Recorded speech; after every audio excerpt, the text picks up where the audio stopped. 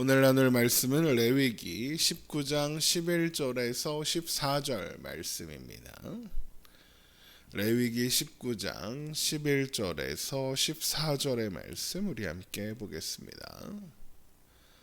레위기 19장 11절에서 14절 말씀 우리 한 목소리로 읽겠습니다. 너희는 도둑질하지 말며 속이지 말며 서로 거짓말하지 말며 너희는 내 이름으로 거짓 맹세함으로 내 하나님의 이름을 욕되게 하지 말라. 나는 여호와이니라. 너는 내 이웃을 억압하지 말며 착취하지 말며 품꾼의 삭슬 앞층까지 밤새도록 내게 두지 말며 너는 귀먹은 자를 저주하지 말며 맹인 앞에 장애물을 놓지 말고 내 하나님을 경외하라. 나는 여호와이니라. 아멘. 레위기 19장은 계속해서 이웃과의 관계에 관한 규례가 기록되어 있습니다. 그리고 모든 규례는 10계명의 그 근거를 두고 있습니다. 그리고 10계명의 핵심은 우리가 여러 번 확인하고 있는 것처럼 하나님 사랑, 이웃 사랑이다 라고 했습니다. 오늘 본문은 그 중에서도 이웃 사랑에 해당하는 규례다라고 할 수 있겠습니다. 지난 시간에 살펴본 화목제물을 먹는 기한에 대한 규례나 또 곡식, 포도 같은 수확물을 거둘 때 남겨두는 규례가 가난한 자에게 도움이 되어주다, 주어라 라는 내용이었다면 오늘 본문은 이웃에게 악을 행하여 피해를 입히지 말아라 라는 내용이라고 할 수 있습니다. 제일 먼저 나오는 것은 도둑질하거나 거짓말로 속이거나 하나님의 이름으로 거짓 맹세하면 안 된다라는 겁니다. 레위기 19장 11절입니다. 너희는 도둑질하지 말며 속이지 말며 서로 거짓말하지 말며 너희는 내 이름으로 거짓 맹세함으로 내 하나님의 이름을 욕되게 하지 말라. 나는 여호와이니라.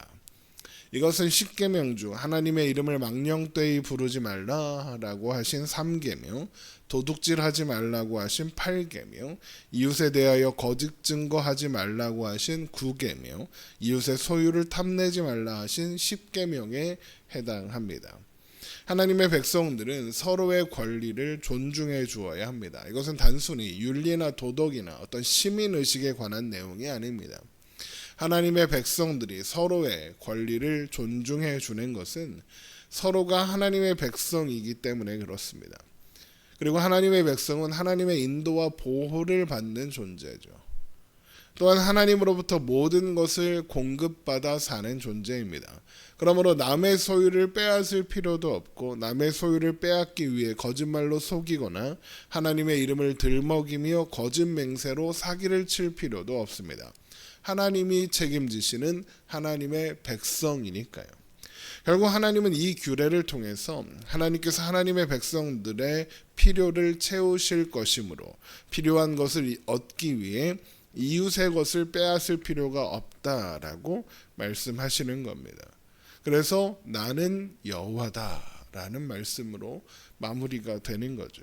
자, 그런데 그럼에도 불구하고 도둑질하고 거짓말로 속이고 하나님의 이름으로 거짓 맹세를 한다. 그러면 그게 어떤 의미가 되겠습니까? 하나님이 필요를 채우신다는 걸 못 믿겠다는 거죠. 하나님 못 믿겠다라는 거죠. 하나님이 나의 하나님이시라는 것, 하나님이 나를 보호하신다는 것, 하나님이 선하고 신실하신 내 아버지시라는 것 나는 믿을 수 없다. 그러니 나는 내 필요를 채우기 위해서 내가 원하는 일을 해야겠다. 내가 필요하다고 생각하는 일을 해야겠다. 내 이웃의 소유를 빼앗겠다. 거짓말로 속여야겠다. 필요하면 하나님의 이름을 이용해서라도 그렇게 하겠다. 이런 의미가 되는 겁니다. 그래서 결국 이 규례에는 나 여호와가 너희의 하나님이라는 것을 믿어라. 내가 너희의 아버지라는 것을 믿어라. 두려워하지 말아라. 내가 너를 지키고 보호하겠다는 그런 하나님의 마음이 담겨 있는 겁니다. 하나님이 우리의 아버지이십니다. 우리에게 무엇이 있어야 할지, 우리에게 있어야 할 것이 무엇인지, 우리에게 있어 진정한 복이 무엇인지 하나님이 제일 잘 아십니다. 하나님은 부모가 어린 자녀에게서 눈을 떼지 않고 지키시는 것처럼 자기 백성에게서 눈을 떼지 않고 지키십니다. 하나님이 우리 아버지, 선하신 아버지이십니다. 우리 아버지이신 하나님은 말씀하신 모든 것을 이루어내시고도 충분히 남을 능력이 있으신 분입니다. 그래서 언제나 신실하실 수 있고 언제나 선하실 수 있습니다. 그러므로 하나님의 백성된 자는 나의 만족과 기쁨을 위해 이웃에게 피해를 주고 이웃의 것을 빼앗고 이웃을 거짓으로 속이고 할 필요가 없는 겁니다. 또한 그래서 이웃을 억압하고 착취하거나 품꾼의 삭을 주지 않고 미뤄서는 안 된다 그러시는 겁니다. 레위기 19장 13절입니다. 너는 내 이웃을 억압하지 말며 착취하지 말며 품꾼의 삭을 아침까지 밤새도록 내게 두지 말며 이웃을 억압하고 착취하는 이유가 무엇이겠습니까? 무언가를 얻어내려는 겁니다. 이웃 자기 욕심을 채우려는 겁니다. 또 품꾼의 삭을 주지 않고 미루는 이유는 뭐겠습니까? 같은 거죠. 품꾼은 불러서 일을 시켰는데 막상 품삯을 주려니까 아까운 겁니다. 그러나 하나님의 백성들은 하나님의 백성이므로 그럴 필요가 없다는 거죠. 만일 이웃을 억압하고 착취하며 품삯 주기를 미룬다면 그것은 하나님께서 그 이웃에게 주신 몫을 빼앗는 것이며 결국 그게 하나님이 주시는 거니까 하나님의 것을 도둑질하는 게 되는 겁니다. 하나님은 하나님의 백성들을 눈동자처럼 지키신다 하십니다. 하나님 몰래 이웃을 억압하고 이웃을 착취할 수 있겠습니까? 그럴 리가 없습니다. 만일 누군가 하나님께서 하나님의 자녀들을 하나님의 백성들에게 허락된 몫을 빼앗는다면 하나님이 그들에게 주시는 것을 빼앗는다면 하나님은 그에 상응하는 진노를 그에게 내리실 겁니다. 출애굽기 22장을 보면 이런 말씀이 있습니다. 우리 한번 찾아보죠. 출애굽기 22장 21절입니다. 출애굽기 22장 21절. 출애굽기 22장 21절입니다. 너는 이방 나그네를 압제하지 말며 그들을 학대하지 말라. 너희도 애굽 땅에서 나그네였습니다. 너는 고아나 과부나 고아를 괴롭게 하지 말라. 내가 만일 그들을 해롭게 함으로 그들이 내게 부르짖으면 내가 반드시 그 부르짖음을 들으리라. 나의 노가 맹렬함으로 내가 칼로 너희를 죽이리니 너희의 아내는 과부가 되고 너희의 자녀는 고아가 되리라. 하나님이 하나님의 백성들을 지키시고 그들의 억울함을 갚아주시겠다 약속하시는 겁니다. 하나님의 눈을 피해서 하나님의 자녀들을 하나님의 백성들을 속이고 빼앗고 거짓말로 속일 수는 없다라는 거죠.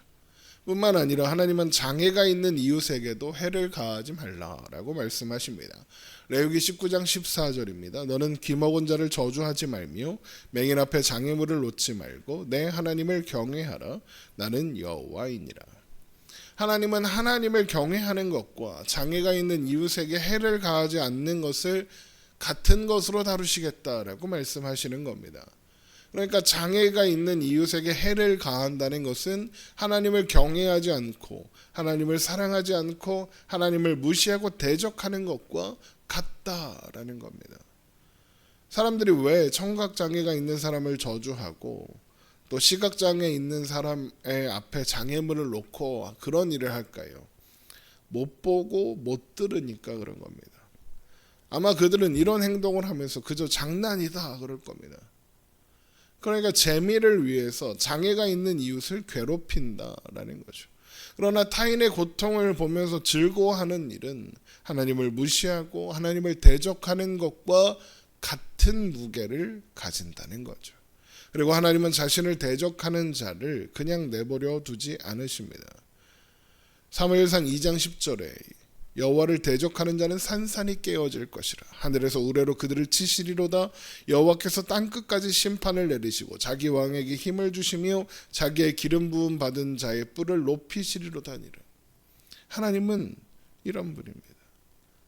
그러므로 장애가 있다고 해서 그 사람이 가치 없는 존재라고 생각하고 함부로 대해서는 안 되는 겁니다. 장애가 있다고 그 사람의 가치가 사라지는 것이 아닙니다. 그 또한 하나님께서 창조하신 하나님의 자녀이기 때문이죠. 하나님께서는 그들 또한 눈동자와 같이 지키시고 보호하고 계십니다. 하나님께서 그들의 귀와 그들의 눈이 되실 겁니다. 누구든지 그 어떤 이유로든 어떤 장애가 있든 어떤 차이가 있든 차별해도 되는, 차별받아도 되는 대상은 없습니다. 우리가 하나님의 소중한 자녀인 것처럼 우리가 만나는 이웃, 그 사람 또한 소중한 하나님의 자녀라는 사실을 잊지 말아야 하는 것이요. 결국 오늘 본문이 우리에게 말하는 것은 한 가지입니다. 하나님께서 그분의 백성들을 책임지신다, 지키신다. 그러므로 유익을 얻기 위해, 기쁨이나 만족을 얻기 위해 이웃을 해할 필요도, 그럴 이유도 없다. 만약 누가 내 백성을 건드린다면 나는 가만히 있지 않겠다입니다. 하나님이 우리의 아버지이십니다. 우리 아버지요. 하나님이 우리의 하나님이 되시고 아버지가 되십니다. 우리를 지키시고 보호하십니다. 그러므로 우리는 하나님 안에서 안심하고 오늘을 살며 우리가 만나는 이웃을 사랑하고 차별하지 않을 수 있는 거고, 그렇게 함으로써 우리가 하나님 안에 살아가고 있다는 것을 드러낼 수 있는 겁니다. 기도하겠습니다.